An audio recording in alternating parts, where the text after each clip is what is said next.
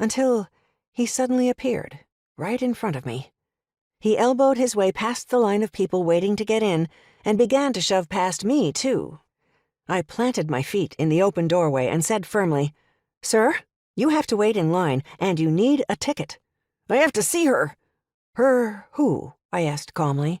"The psychic, of course. The real one." "Mr. Evers. She's working the haunt right now, like the rest of us. I'm sure she'd be happy to give you a reading tomorrow." Leonard started when I called him by name, and he peered at me. "Are you a psychic, too? Maybe you can help me." "I'm not a psychic. I'm your neighbor. I live upstairs from you at Cowboy's Corral."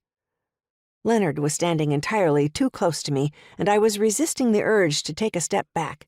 If I did that, he might be able to squirm his way through the door and take off.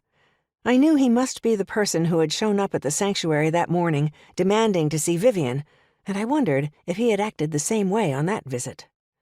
Leonard leaned even closer, squinting. "Oh yeah, you." I began to relax, thinking he was calming down, when he said loudly, "Then you have to let me through. You know what happened to me with that plumber, but that's not the half of it.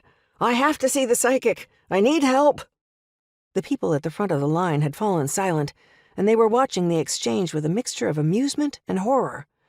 Leonard's distress was frightening, and I suddenly worried he was going to get violent if I didn't relent and let him in.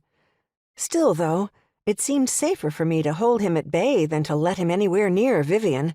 It was like he was obsessed with seeing her. I felt a hand on my shoulder. "Olivia, is this man giving you trouble?"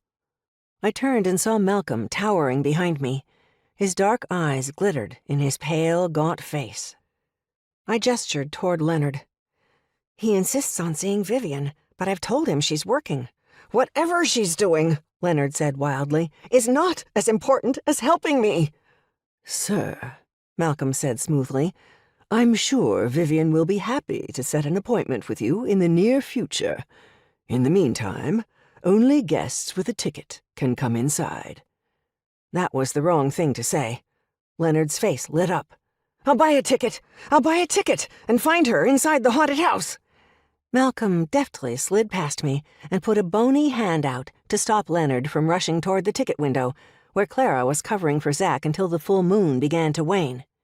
"No, sir. I'm afraid you need to leave."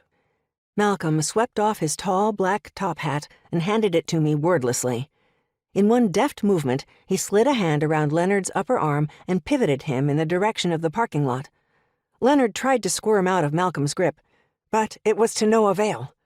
I still didn't know what kind of supernatural creature Malcolm was, but he was impressively strong for such a scrawny man.